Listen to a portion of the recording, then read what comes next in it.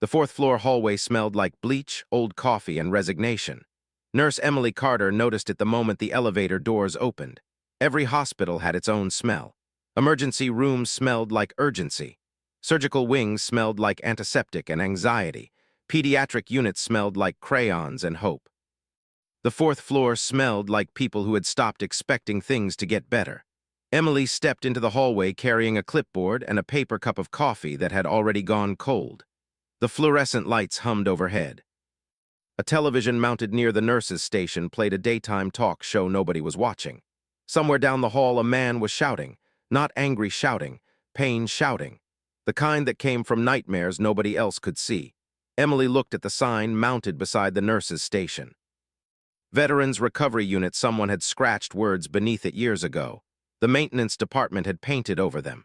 Several times, the words always came back, even now faintly visible beneath the paint. Lost Cause Ward. Emily stared at it for a moment, then continued walking. Behind the nurse's station, two nurses looked up. One of them immediately recognized her. "You're Emily?" Emily smiled politely. "That's me." The older nurse blinked. "You actually came." The comment caught Emily off guard. "What do you mean?" The woman exchanged a look with her coworker. Neither answered immediately. Finally, the younger nurse shrugged. "Most people don't." Emily frowned. "I accepted the transfer 3 weeks ago." "Yeah." The younger nurse laughed humorlessly. "So did the last two." Emily remained silent. The older nurse leaned back in her chair. "They quit before their first shift." The words hung in the air. Emily looked around the station. Half the desks were empty. Several chairs sat abandoned. One still had a jacket hanging over the back, like someone had walked away and never returned. The older nurse noticed her looking. "That belonged to Karen? What happened?" The woman shrugged. 3 panic attacks in 1 month. Emily didn't answer. The younger nurse pointed toward the hallway. "Room 418 punched a television yesterday." Another point. "Room 422 refuses medication." Another. "Room 426 hasn't spoken in 11 days. Emily listened quietly. The nurse folded her arms. "Still want the assignment?" Emily took a sip of her cold coffee, then nodded. "Yes." Neither nurse seemed reassured. An hour later, Emily sat inside a small conference room with the hospital administrator. His name was Richard Hale, mid-50s. Perfect suit, perfect haircut, perfect smile, the kind of smile that never reached the eyes. He slid a folder across the table. "These are your patients." Emily opened it. 23 names, 23 files, 23 lives. The administrator watched her expression carefully. Most nurses reacted immediately. Concern, shock, doubt. Emily simply turned the first page, then the second, then the third, reading quietly. The administrator finally cleared his throat. "You should know something." Emily looked up. "The unit has a reputation." "I've heard." He smiled. "I'm sure you have." A pause, then. "The hospital board has discussed closing it." Emily stared at him. "What?" "The recovery numbers are poor." He sounded like he was discussing weather. "The costs are high." Another pause. "Staff retention is terrible." Emily looked back down at the files. The administrator continued. "Many of these men have been here for years." A pause. "Some aren't improving." Emily slowly closed the folder. "And?" The administrator blinked. "And?" Emily met his eyes. "What happens if you close the unit?" Silence. The administrator shifted in his seat. "We relocate patients." Emily knew that wasn't true, at least not completely. Some would be transferred, some would disappear into the system. Some would simply stop receiving the care they needed. The administrator looked away first. Emily noticed. She always noticed. Her first patient was in room 418, the television breaker. The shouting veteran, the man every nurse on the floor warned her about. The chart listed his name. ETHAN Cole, age 41, former Navy SEAL, multiple deployments, severe PTSD, traumatic brain injury, treatment resistant, history of aggression, history of isolation, history of refusing help. The notes continued for 3 pages. None of them were encouraging. Emily stood outside the room reading. A passing nurse slowed, then stopped.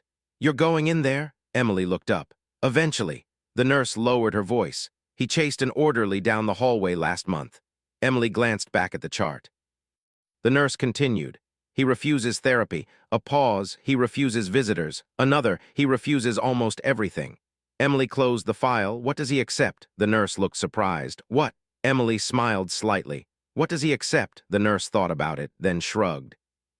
"Nobody's ever asked that." Emily looked at the closed door. The hallway had become strangely quiet. Even the shouting from earlier had stopped. Almost like the entire floor was holding its breath. Waiting, watching, expecting something. Emily tucked the chart under her arm, then raised her hand and knocked softly. No answer. She waited, then knocked again. Still nothing. The nurse beside her shook her head. "Trust me." A pause. "He's not going to," a voice exploded from inside the room. "Go away." The nurse immediately stepped backward. Emily didn't. The hallway fell silent. The voice came again, louder, angrier. "Whoever you are, leave." Several doors down the hall quietly closed, people disappearing before trouble arrived. Emily stared at the door, listening not to the anger, to the pain underneath it. Then she spoke, calmly, gently, without raising her voice. "My name is Emily." Silence. "I'll be working here." Nothing. Another long pause. Then, "I'm not asking you to talk." Still silence. Emily glanced at the chart, then back at the door. "I'm just letting you know I'll be back tomorrow." For several seconds there was no response. Then a different voice emerged. Quieter, older, tired, the voice of a man who had spent years fighting battles nobody else could see. "Don't bother." Emily looked at the door. A small smile touched her face, not because she had made progress, because she had heard something important. Not anger, not aggression, not violence, hope, very small, very buried, but still alive. And for the first time since arriving on the fourth floor, Emily understood something nobody else in the hospital seemed willing to believe. The ward wasn't a lost cause. The people had simply been abandoned, and she had no intention of abandoning them too. Emily returned the next morning at 6:15. The hallway looked exactly the same flickering fluorescent lights, the same worn linoleum floors, the same exhausted nurses changing shifts at the station, the same silence that seemed to hang over the fourth floor like a storm cloud. Only one thing was different. Someone had left a tray of untouched food outside room 418. The breakfast cart had already come and gone, yet the tray remained exactly where it had been placed. The scrambled eggs were cold, the toast untouched, the orange juice still sealed. Emily stopped, looked at the tray, then at the closed door. A nurse passing by shook her head. "He didn't eat." Emily glanced at her. When was the last time he did? The nurse thought for a moment. "Yesterday morning." Another pause. "Maybe." Emily frowned. "Maybe." The nurse sighed. "We stopped keeping track." That answer bothered Emily more than she expected, not because it was cruel, because it was honest. People didn't stop tracking progress when they hated someone. They stopped when they stopped believing progress was possible. At 7 o'clock, Emily reviewed patient files. At 8, she completed medication rounds. At 9, she attended a staff briefing.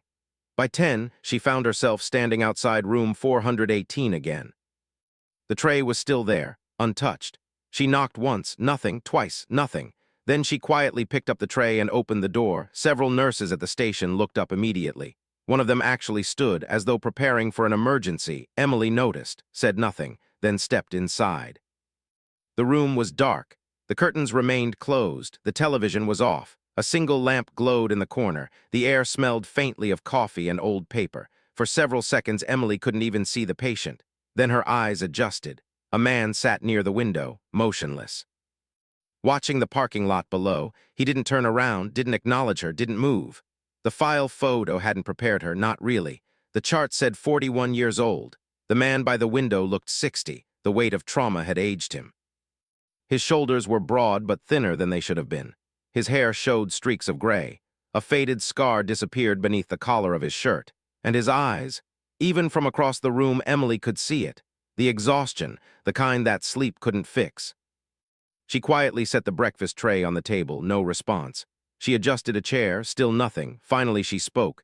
"Your eggs are cold." Silence. "I don't recommend them." Nothing. Emily sat down, not close, not threatening, just close enough to be present. Several seconds passed. Then a minute, then two. Most nurses would have left. Emily stayed. Eventually the man spoke without looking at her. "You talk too much." Emily smiled slightly. "That's funny." The first hint of curiosity appeared in his expression. "Why? Everybody keeps telling me you never talk." For the first time he turned his head slightly, not enough to fully face her, just enough. The smallest crack in the wall. Outside the room, 3 nurses watched through the small observation window. One whispered, "Did he just answer her?" The others stared. Nobody spoke. Because nobody could remember the last time Ethan Cole had willingly spoken to a staff member. Inside the room, the silence returned. But now it felt different, less hostile, less sharp. Emily noticed photographs sitting on a shelf near the bed. Most were turned face down. One remained visible. A military team, dust-covered uniforms, sunlight, mountains, brothers standing shoulder to shoulder, every face smiling, every face alive. Emily glanced at it briefly, then looked away. She understood enough about grief to know that some questions had to wait. Finally, Ethan spoke again, still staring out the window. "What do you want?" The question wasn't angry, just tired. Emily appreciated the difference. "I want to know what you'll eat."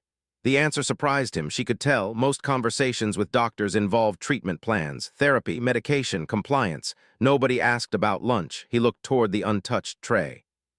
Then away, "I'm not hungry." Emily nodded. "That's not what I asked." A pause, the corner of Ethan's mouth twitched, almost a smile, almost. Outside the room, the nurses exchanged confused looks. One whispered, "What is she doing?" Nobody had an answer. 10 minutes later, Emily left the room. The staff immediately surrounded her. "How are you still alive?" Emily laughed. The younger nurse wasn't joking. "He throw anything? No. Yell? No. Threaten you? No." The nurse blinked. "What happened?" Emily looked toward room 418, then back at the staff. "We talked." Several people stared at her. One nurse actually laughed. "No." Emily smiled. "Yes." The nurse shook her head. "About what?" Emily thought for a moment, then answered honestly. "Breakfast." The nurse looked completely baffled. Emily didn't explain because the truth sounded ridiculous. The conversation wasn't about breakfast, it was about trust, and trust always started with something small. That afternoon, another incident shook the ward. Room 426, the silent patient, the veteran who hadn't spoken in 11 days. A former Army Ranger named Frank Sullivan, 63 years old, double amputee, severe depression, history of refusing treatment, history of refusing visitors, history of refusing life. A nursing assistant discovered him sitting alone in his room, staring at the wall, lunch untouched, medication untouched, everything untouched. Exactly like every other day, the assistant quietly informed Emily, then shrugged. "We tried." Emily looked at Frank's file, then stood. "Let's try again." The assistant hesitated. "He's not going to talk." Emily smiled, maybe, a pause, maybe not. Then she walked toward room 426.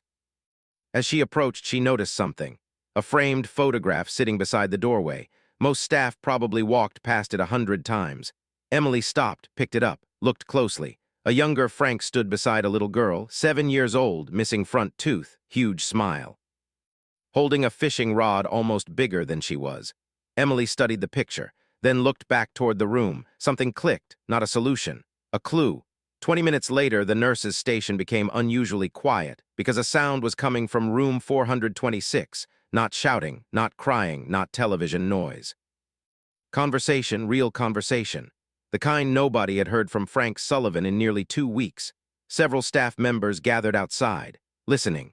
Inside the room, Frank sat in silence while Emily showed him a photograph she had printed from the hospital archives. The same little girl, only older, college graduation.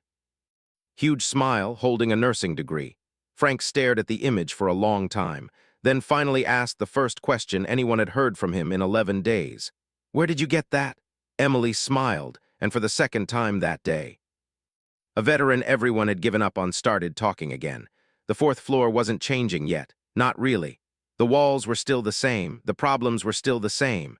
The pain was still there, but something small had begun to happen, something almost invisible, hope, and once hope appears. It has a habit of spreading. 3 weeks later, people on the fourth floor started noticing something unusual. Not a miracle, not a dramatic transformation, just small things. The kinds of things most hospitals never measured. Room 426 started opening his curtains every morning. Room 421 began attending physical therapy twice a week instead of once. One veteran who hadn't called his daughter in nearly a year suddenly asked for a phone. Tiny victories, almost invisible. But on the fourth floor, tiny victories mattered, because for years there had been no victories at all. The nurses noticed first, then the therapists, then the doctors. Patients who usually stayed isolated in their rooms were spending more time in common areas. Conversations were happening, friendships were forming. People were beginning to look at each other again. The ward still had bad days, plenty of them. Nightmares didn't disappear because someone cared. PTSD didn't vanish because hope returned. Recovery wasn't that simple. Emily understood that, which was why she never celebrated too early. She focused on one day at a time. One patient at a time, one conversation at a time, the way she always had. One afternoon, she found Ethan sitting alone near the recreation room. The television played quietly in the corner. A baseball game. Neither team seemed particularly good. Neither seemed particularly bad. Ethan stared at the screen without really watching. Emily sat in the chair beside him. Neither spoke for several seconds. That had become normal. Most people felt uncomfortable around silence. Emily didn't. Sometimes silence said more than words. Eventually, Ethan nodded toward the television. "You know anything about baseball?" Emily shook her head. "Not really." A pause. "What about you?" Another pause. "I used to." Emily looked at him. Used to, not liked, not watched. Used to, past tense. Like baseball belonged to a different life. A better one, before trauma, before hospitals, before isolation. She filed that information away without mentioning it. The same way she always did. The game continued.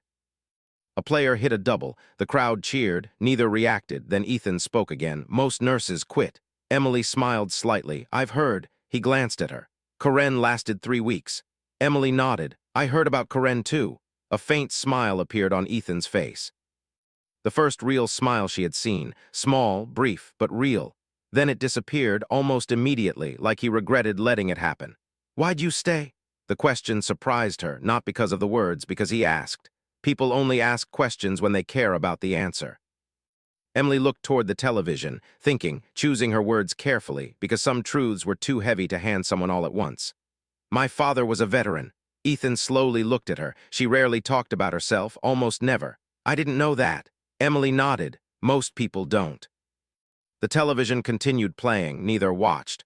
"My dad spent years pretending he was okay." Her voice remained calm, controlled, professional, but something deeper existed beneath it, something old. "He got very good at it." Ethan didn't interrupt, didn't look away, didn't speak. He simply listened. Emily continued. "Most people believed him." A pause. "I wanted to believe him too." The silence stretched, the kind of silence that only existed between people who understood pain. Eventually, Ethan asked the question, the one she knew was coming. "What happened?" Emily looked down at her hands. Then toward the floor, then back toward the television. "He lost his battle." The words came quietly, without drama, without self-pity, just truth. Ethan stared at the screen, his expression unreadable, but something had changed, something subtle, a wall lowering, an inch, maybe less, still enough. For the first time since meeting her, he wasn't looking at a nurse. He was looking at someone who understood, not completely. Nobody ever understood completely, but enough, and sometimes enough mattered. Across the room, 2 nurses watched from the station. One shook her head. "I still don't get it." The other smiled. "Get what?" "Ethan." She pointed toward the recreation room. "He won't talk to doctors." Another point. "He won't talk to therapists." Another. "He barely talks to us." Then she nodded toward Emily. "But he'll sit with her for an hour." The older nurse watched quietly, then smiled. "That's because she doesn't treat them like problems." The younger nurse frowned. "What does she treat them like?" The answer came immediately. "People." The younger nurse fell silent, because sometimes the simplest answers were the hardest ones to hear. Later that evening, an ambulance arrived carrying a new patient. Former Marine, 48 years old, severe PTSD, alcohol dependency, multiple prior admissions. The staff recognized his name immediately, not because he was famous, because nobody wanted him. He had been transferred between facilities 3 times in 18 months. Every placement failed, every treatment failed, every recommendation failed. The chart contained words Emily hated reading: non-compliant, aggressive, resistant, lost cause. She closed the file, then looked toward the room where the patient had been admitted. A young nurse approached nervously. "You want me to take him?" Emily shook her head. "No." The nurse looked relieved, then confused. "You're taking him." Emily nodded. The nurse stared. "Why?" Emily looked down the hallway toward 23 veterans everyone else had already given up on, then toward the newest arrival, another broken man, another forgotten story. Another person the system had stopped believing in. Emily smiled softly. "Because somebody should." She walked toward the room, unaware that 6 months from now a Navy SEAL commander would stand on that same floor and struggle to believe what he was seeing. Unaware that the ward administrators were already discussing canceling the unit. Unaware that the biggest challenge wasn't behind her. It was still coming, and it had a name: David Mercer. The new patient arrived just before midnight. Rain hammered against the hospital windows as 2 orderlies wheeled him down the 4th-floor hallway. Most of the ward had gone quiet, televisions muted, Lights dimmed, doors closed. Only the nurse's station remained active. Emily looked up from her paperwork as the stretcher passed. The patient looked exhausted, not physically. Emotionally, the kind of exhaustion that settled into a person's bones after years of fighting battles nobody else could see. His chart rested on top of the blanket. Emily picked it up. Former Marine, multiple deployments, PTSD, alcohol dependency, 3 previous treatment failures, history of violence. History of leaving facilities against medical advice, history of refusing treatment. The notes continued for pages, most of them written by people who sounded tired, people who had tried, people who had eventually given up. Emily closed the chart, then followed the stretcher toward room 431.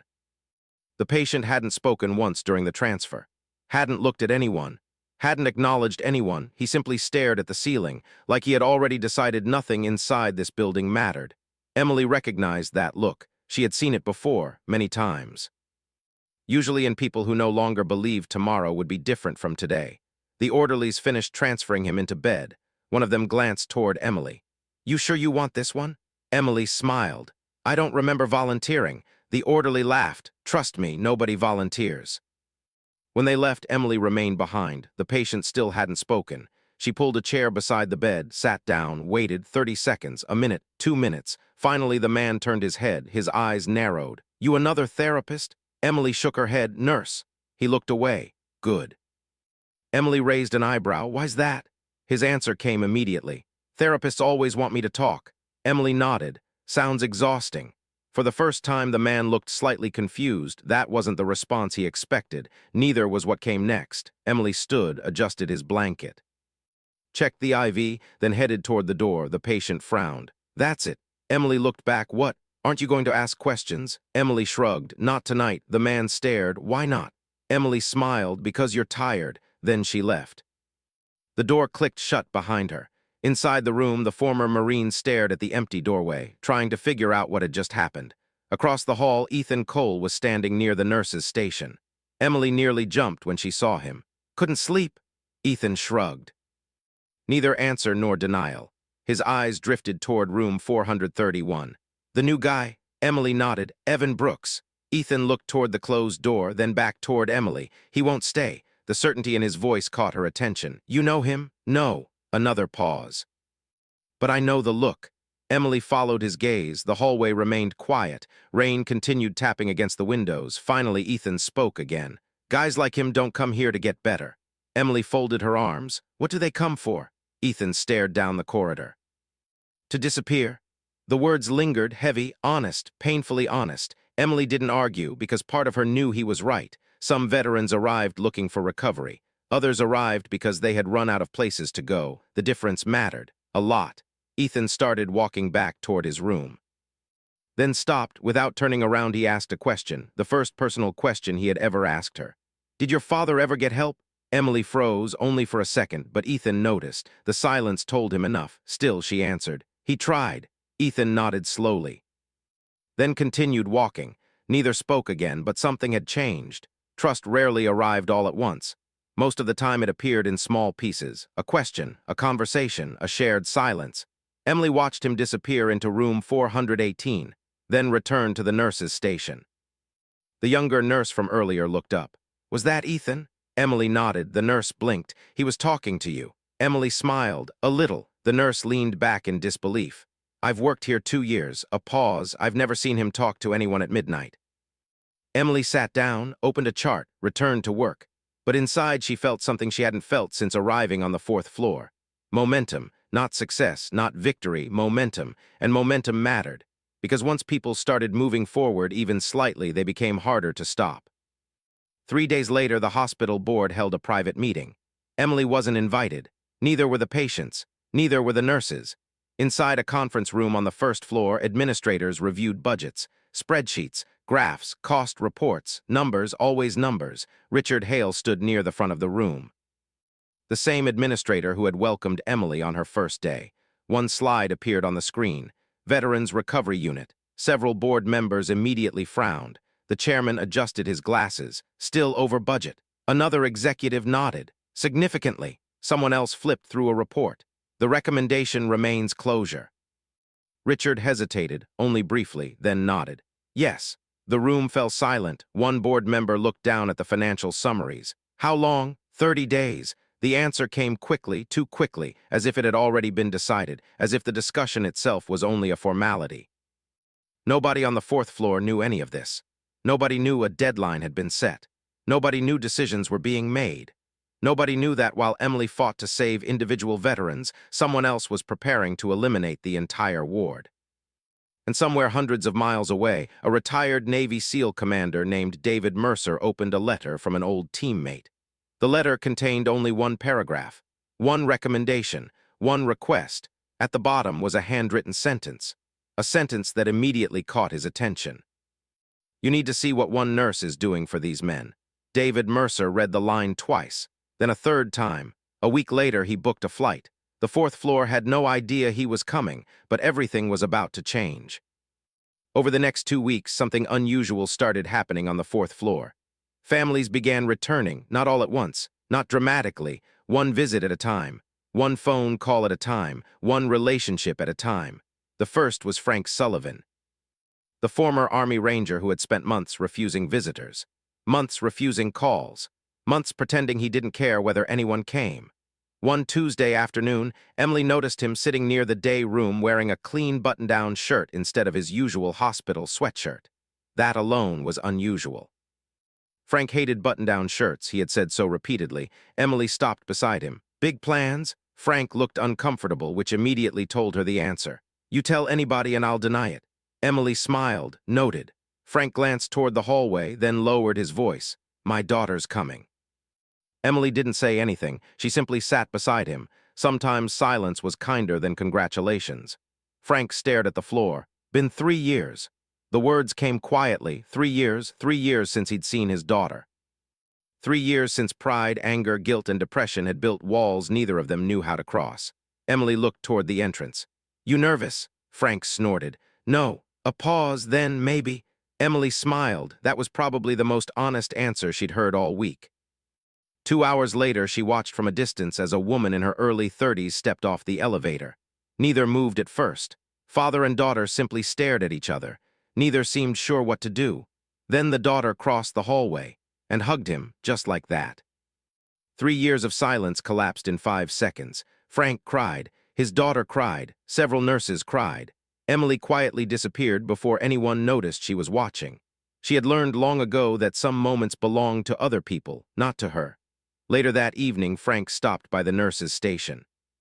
He stood there awkwardly for nearly 30 seconds. Emily looked up from a chart. Need something? Frank cleared his throat. No. Another pause, then, thank you. Before Emily could answer, he turned around and walked away. The younger nurse sitting beside her looked stunned. Did Frank Sullivan just thank somebody? Emily smiled. I think he did. The nurse shook her head. I need to write this down. For the first time in a long time, laughter spread through the station. Real laughter, not forced, not exhausted, real. And that was becoming more common, too. The atmosphere on the fourth floor was changing, slowly, but undeniably. Even Ethan Cole noticed, though he'd never admit it.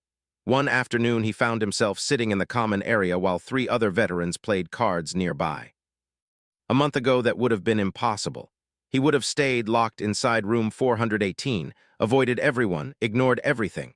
Now he sat among people, still quiet, still guarded, but present. For Ethan, that was enormous progress. The problem was that he hated admitting progress, especially his own. Emily found him staring out the window. Again, some habits never changed. You know, she said, taking the seat beside him, most people eventually get tired of that parking lot. Ethan glanced outside. I'm waiting. For what? His answer came immediately. I don't know. The honesty surprised both of them. Emily looked out the window, too. Cars came and went. Visitors arrived, visitors left. Life moved, constantly, relentlessly. Eventually, Ethan spoke. Did you ever think you'd fail? Emily turned toward him. At what? This place. The question lingered. She thought about it carefully, then nodded. Every day. Ethan looked genuinely surprised. Really? Emily smiled. Confidence is overrated. A faint smile appeared on Ethan's face, then disappeared, but Emily saw it, and so did he. For a brief second, neither looked away. Then Ethan asked the question, the real question, the one hiding beneath everything else.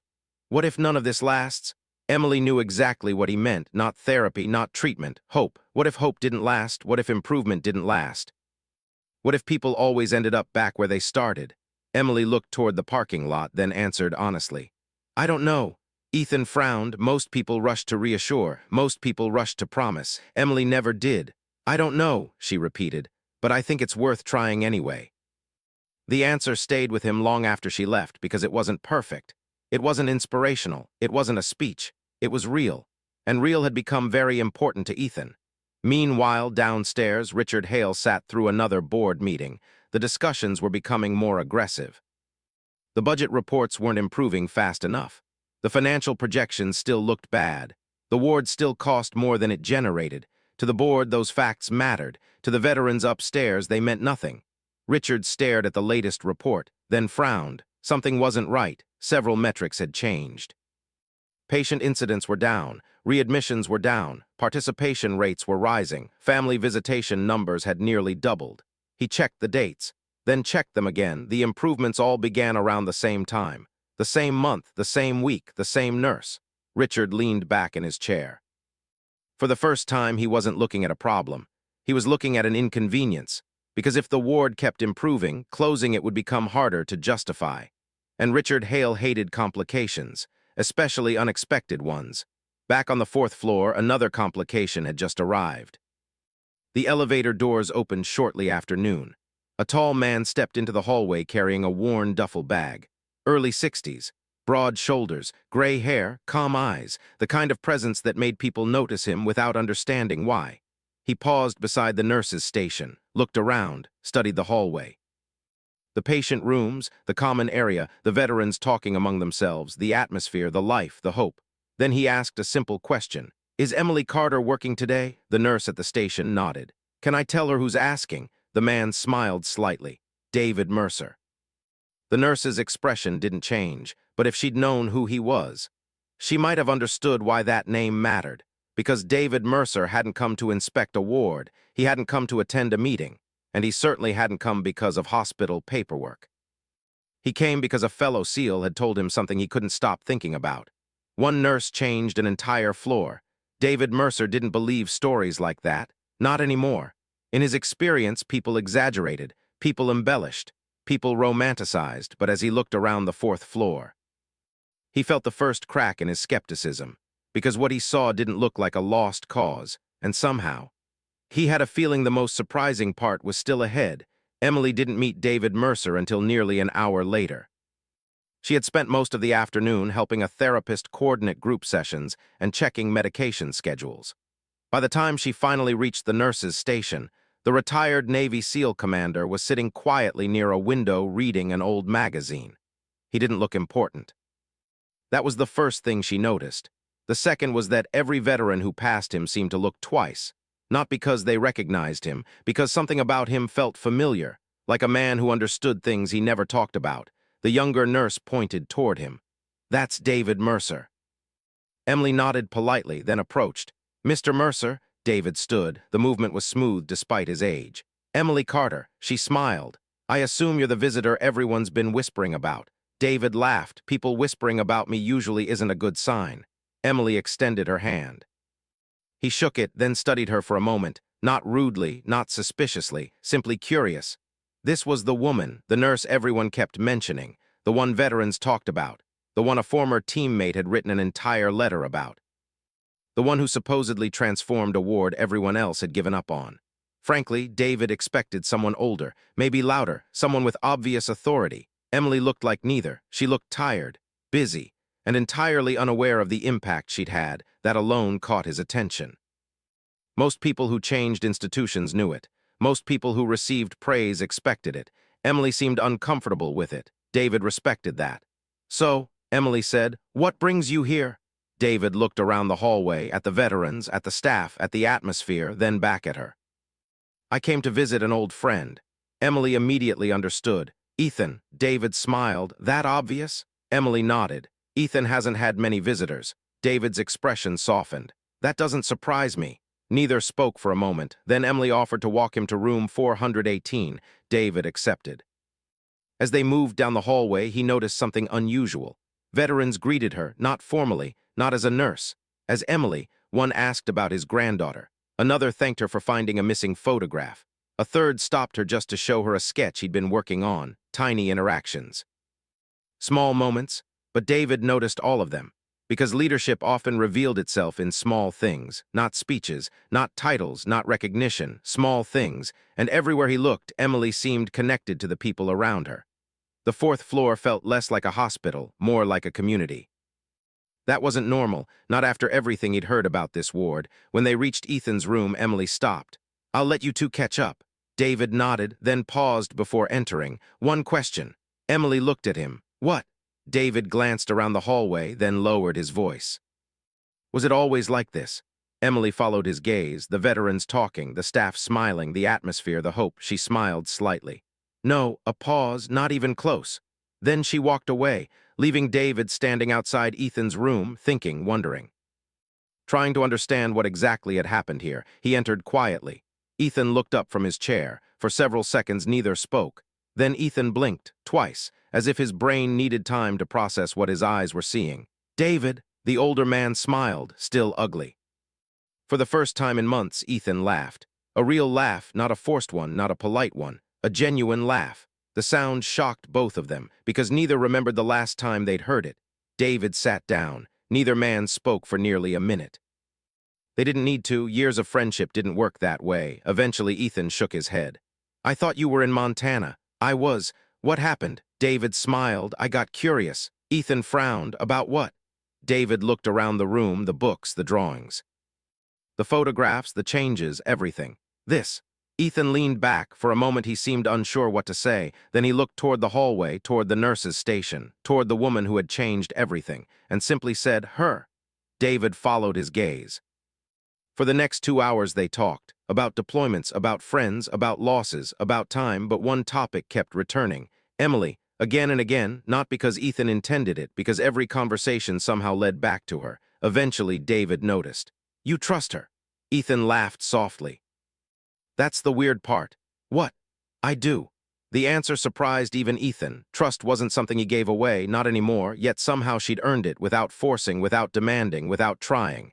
David listened carefully, because now he was beginning to understand, not completely, but enough.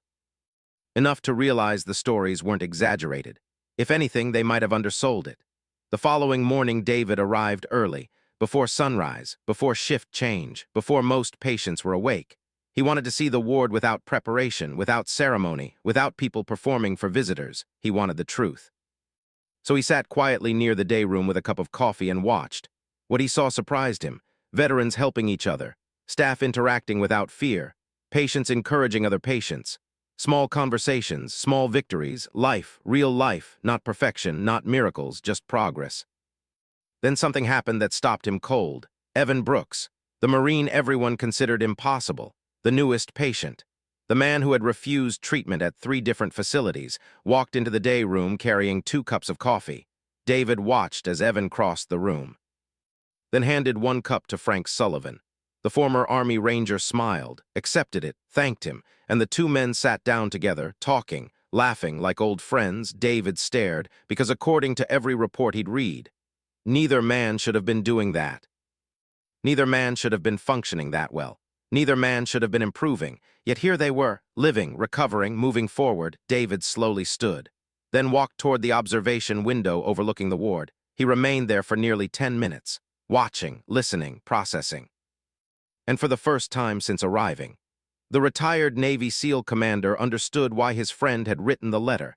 He finally understood why veterans kept mentioning one nurse's name. He finally understood why the atmosphere felt different. Emily Carter hadn't fixed the ward. She had done something harder. She made people believe they were worth saving, and once that happened, everything else became possible. By the end of the week, David Mercer had stopped acting like a visitor. He started acting like an observer. Every morning he arrived before most of the staff. Every afternoon he walked the hallways. Every evening he sat with veterans and listened. The more he watched, the less he understood. Not because things were confusing, because they weren't. The changes were obvious. The impossible part was how one nurse had managed to create them. On Friday afternoon, he found Richard Hale standing near the nurse's station reviewing paperwork. The administrator noticed him immediately. "Commander Mercer." David nodded politely. "Hail." Richard smiled. "The veterans seem happy to have you here." David glanced down the hallway. Frank was teaching another patient how to play chess. Evan Brooks was helping a physical therapist move equipment. Ethan sat in the common area reading a book. 6 months earlier, none of those things would have happened. David looked back at Richard. "They seem happy to be here." The administrator's smile weakened slightly, only slightly. Most people wouldn't have noticed. David did. People spent decades surviving in special operations because they learned to notice small things, and Richard Hale suddenly looked uncomfortable. That interested him. A lot. Emily has certainly been. "Enthusiastic." David turned toward him. "Enthusiastic." Richard adjusted his tie. "She's passionate." A pause, sometimes overly passionate. Now David was definitely interested because he'd heard that tone before, many times, usually from people whose authority had been challenged. He studied Richard carefully. "What exactly does that mean?" The administrator forced another smile. "It means she's emotionally invested." David remained silent. Richard continued. "Healthcare requires balance." A pause, professional distance. David stared at him, then looked around the ward, at the veterans, at the staff, at the atmosphere. Then back at Richard. "Looks like her approach is working." For the first time, the administrator had no immediate response. David noticed and filed it away, because something wasn't right, not yet, but something was there, waiting, hidden beneath the surface. That same evening, Emily stayed late. Several nurses had called out sick. The unit was short-staffed. Again. By 9 o'clock, she was helping complete reports at the nurses' station when Ethan approached. He rarely came to the station voluntarily. Emily immediately noticed. "Everything okay?" Ethan looked unusually serious. "Can we talk?" Emily nodded. A few minutes later, they sat in the empty therapy room. The building had grown quiet. Night shifts always felt different, more honest somehow. People got tired of pretending after midnight. Ethan stared out the window, then finally spoke. "I got a call today." Emily waited. A job offer. That surprised her, not because he received one, because he answered the phone. A year ago he wouldn't have, 6 months ago he definitely wouldn't have. "That's great." Ethan laughed humorlessly. "No." Emily raised an eyebrow. "No." He shook his head. "I'm terrified." The honesty caught her off guard, because it wasn't the kind of honesty most people offered. It was the kind people hid. The kind they only admitted when they trusted someone. Ethan looked down. "What if I fail?" Emily didn't answer immediately. Instead, she thought about it, carefully. The way she always did. Then she asked a question. "What happens if you don't try?" Ethan looked up. The room became quiet because both of them knew the answer. If he didn't try, he'd stay. Stay in the room, stay in the ward. Stay inside the same life that had almost destroyed him. The realization sat between them, heavy, real. Eventually Ethan nodded, very slowly, then laughed. "You always do that." Emily smiled. "Do what?" "Answer questions with questions." She laughed. Occupational hazard. For the first time in years, Ethan felt something strange. A future, not certainty, not confidence, just possibility, and sometimes possibility was enough. 3 days later, the hospital board met again. This time the atmosphere felt different. Reports had changed. Numbers had changed. Outcomes had changed. The chairman reviewed the latest packet, then frowned, not because things were bad, because they weren't.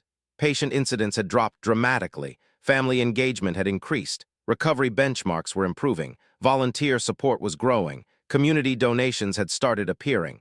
None of it matched previous projections. One board member looked up. "These numbers are real?" Richard Hale nodded, reluctantly. "Yes." The room fell silent. Another member flipped through the report.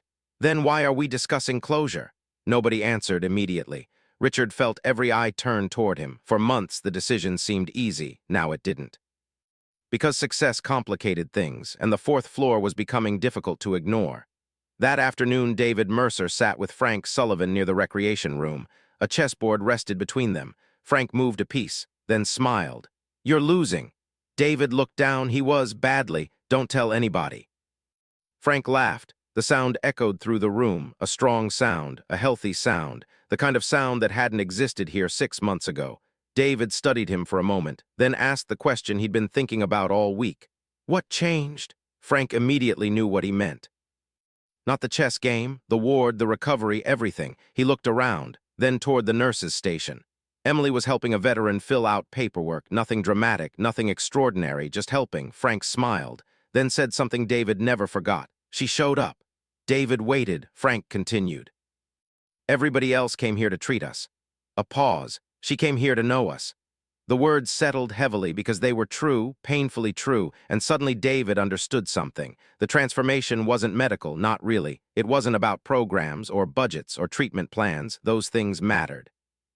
But they weren't the reason. The real reason was much simpler. For the first time in years, the veterans felt seen, and once people felt seen, they started believing they mattered. Once they believed they mattered, they started fighting again, and once they started fighting again, everything changed.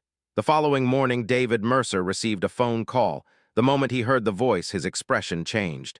The conversation lasted less than 2 minutes.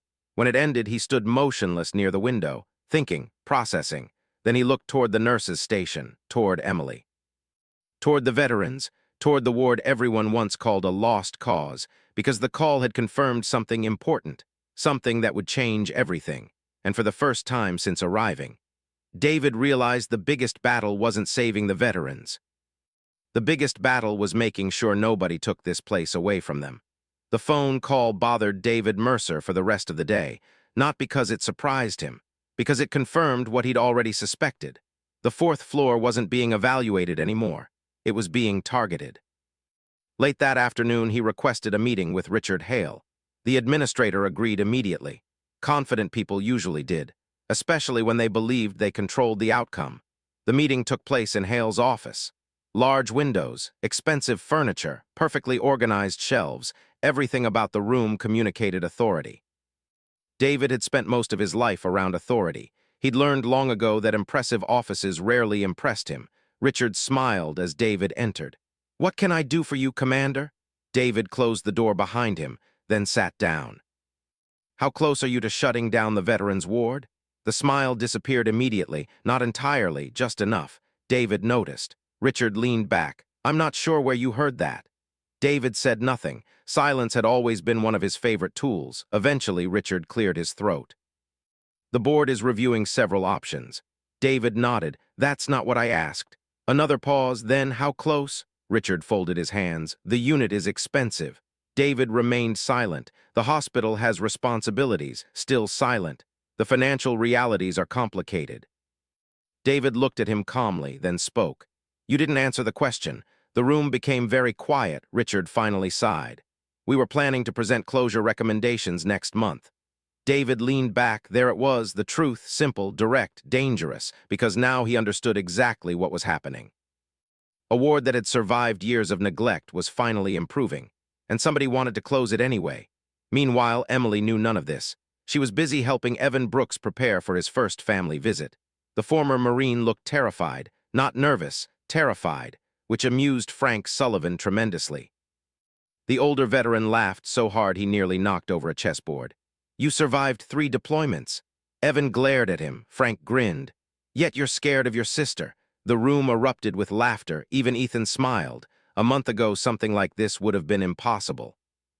Now it felt normal, natural, healthy. Emily watched quietly from the corner, smiling. Not because the moment was dramatic, because it wasn't. Recovery rarely looked dramatic. Most of the time it looked exactly like this. People laughing again, people reconnecting, people remembering how to live. That evening, David walked through the ward alone. He wasn't scheduled to visit Ethan. He wasn't attending a meeting. He was simply observing, the same way he had done for weeks. And the more he observed, the angrier he became. Not at the veterans, not at the staff. At the idea that anyone could look at this place and call it a failure. He stopped near a bulletin board covered with photographs. Family visits, therapy groups, art projects, community events, recovery milestones, hundreds of small victories. Each photograph represented something numbers couldn't measure. Hope. David stared at the board, then noticed something written near the bottom, a small handwritten note, probably placed there by a patient. The handwriting was shaky, uneven, but readable. "Thanks for not giving up on us." No signature, no name, just the message. David stood there for a long time, reading it again and again, because suddenly the entire situation became personal. 2 days later, the board arrived, 7 members, 2 administrators, 3 financial consultants, and Richard Hale leading the tour. The 4th floor had been notified only an hour earlier. Emily wasn't worried. The staff wasn't worried. Most of the veterans weren't worried. They assumed it was another inspection, another meeting, another routine visit. Only David Mercer understood what it really was. This wasn't an inspection, this was a verdict, and someone had already prepared the sentence. The group entered the ward shortly after 10. Immediately, several board members looked surprised, not because of anything dramatic, because the ward didn't match the reports they'd been reading for years. They expected chaos. They expected hostility. They expected hopelessness. Instead, they found veterans attending therapy sessions, veterans talking. Veterans laughing, veterans helping each other. One board member stopped walking, confused. "This is the unit." Richard forced a smile. "Yes." The woman looked around again. "This doesn't look like a failed program." Richard's jaw tightened, only slightly. David noticed, so did Emily, though neither said anything. The tour continued. Every room created new questions. Every interaction created new problems for Richard's narrative. The board members saw progress. They saw relationships. They saw recovery, most importantly. They saw results, not perfect results, real results, which were far more powerful. Then the moment happened. The moment nobody planned. The moment nobody could have scripted. A young veteran entered the hallway carrying a duffel bag, the same veteran who had arrived broken months earlier. Evan Brooks, the former Marine. The transfer everyone considered impossible. The man who had failed treatment at 3 separate facilities. He stopped in front of Emily, looked around, then smiled, a healthy smile, the kind people wore when they finally believed tomorrow might be worth seeing. "I got the job." The hallway fell silent. Emily blinked. "What?" Evan laughed. "I got it." His voice cracked just slightly. The emotion obvious. "I start Monday." Nobody spoke, not immediately, because everyone understood what that meant. A future, a real one. The board members watched, confused at first, then understanding, then something else, respect. Evan looked toward Emily. For several seconds he couldn't find the words. Eventually he managed. "You saved my life." Emily immediately shook her head. "No." But Evan wasn't listening anymore because he knew the truth, and so did everyone else standing there. One by one, veterans began leaving rooms, stopping conversations, entering the hallway. Frank Sullivan, Ethan Cole, others, drawn by the moment. Drawn by the truth, drawn by something they needed to say. And as David Mercer watched the veterans gather around Emily Carter, he realized the board wasn't about to hear a presentation. They were about to hear testimony from the people whose lives had actually changed. And Richard Hale suddenly looked very worried. The hallway remained silent, not because people didn't know what to say, because too many people wanted to speak at once. Evan Brooks stood near the center of the crowd, holding the job offer letter in shaking hands. Months earlier, he had arrived on the 4th floor, convinced his life was over. Now he was talking about a future nobody thought he would have, including him. The board members looked around uncertainly. The carefully planned tour had completely fallen apart. Richard Hale could feel it happening. Control was slipping away, and there was nothing he could do to stop it. Evan looked toward the board, then toward Emily, then back toward the board again. "You want to know if this place works?" Nobody answered. The question didn't require one. Evan laughed softly. "I can answer that." Several veterans nodded. Frank Sullivan stepped forward, then another veteran, then another, without planning it, without coordination, without anyone telling them to.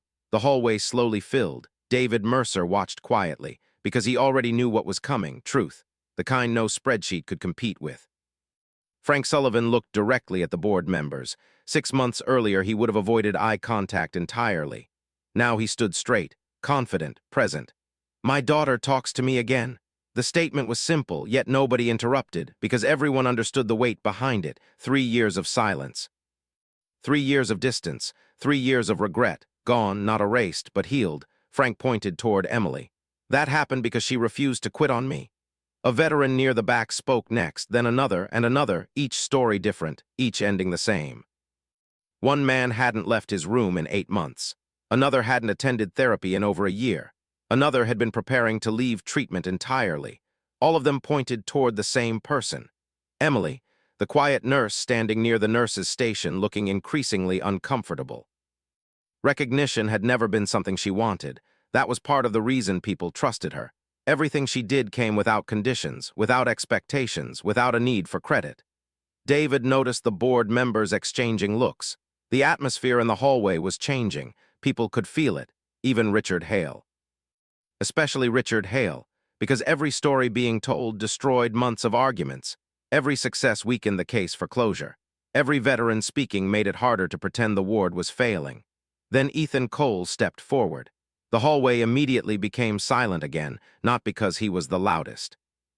Because everyone knew who he was, the man who never participated, the man who never spoke, the man everyone thought would never recover. Even now, Ethan looked uncomfortable being the center of attention. David watched closely, so did Emily, so did everyone else. Ethan stared at the floor for several seconds, searching for words. Eventually, he found them. "I spent 3 years waiting to die." The sentence hit the hallway like a physical force. Nobody moved, nobody spoke. Ethan continued. "I wasn't suicidal. A pause, I was just finished." His voice remained calm, almost detached, which somehow made the words hurt more. "I stopped answering calls." Another pause, "I stopped seeing friends." Another, "I stopped caring." The board members listened carefully now. No phones, no paperwork, no distractions, just listening. Ethan slowly looked toward Emily. Then away, then back again, like eye contact made the truth harder to say. Everybody kept trying to fix me. The hallway remained silent. Ethan swallowed. She didn't. A pause, she sat down. Another, she listened. Another, she stayed. His voice cracked slightly, only slightly. But enough. David saw several nurses wipe tears from their eyes. Even some of the board members looked emotional. Ethan laughed quietly. The sound carried through the hallway. "You know what the crazy part is?" Nobody answered. He pointed toward Emily. "She never once treated me like a lost cause." Silence. Then something remarkable happened. The veterans started applauding, not loudly, not dramatically, just honestly. One pair of hands, then another, then another. Soon the entire hallway was filled with applause. Staff, patients, families, therapists, everyone. Emily looked completely overwhelmed, as though she wanted the floor to open beneath her. David smiled, because some people spent their lives chasing recognition. Emily spent her life avoiding it, which made her deserve it even more. Eventually, the applause faded. The hallway became quiet again. David stepped forward. For the first time all day, for the first time since arriving, for the first time since this entire story began, he looked directly at the board members, then spoke. "I've spent most of my life evaluating people." The room listened. "I've led men in combat." A pause. "I've commanded operations across multiple continents." Another. "I've worked with some of the finest professionals this country has ever produced." The board members watched carefully, because they understood exactly who David Mercer was and exactly how much weight his words carried. David turned toward Emily, then back toward the board. "In 6 months, this nurse accomplished something many experts couldn't accomplish in years." Nobody spoke. David's voice softened. "She gave people a reason to fight again." The silence that followed felt enormous, because everyone knew it was true. Then David looked directly at Richard Hale, not aggressively, not angrily, just directly. The ward was never the problem. Richard said nothing. David continued. "The problem was that people stopped believing these veterans were worth the effort." Nobody looked away, especially not Richard, because deep down he knew David was right. The retired commander took a slow breath, then delivered the sentence that would later spread through the entire hospital. "You called this a lost cause ward."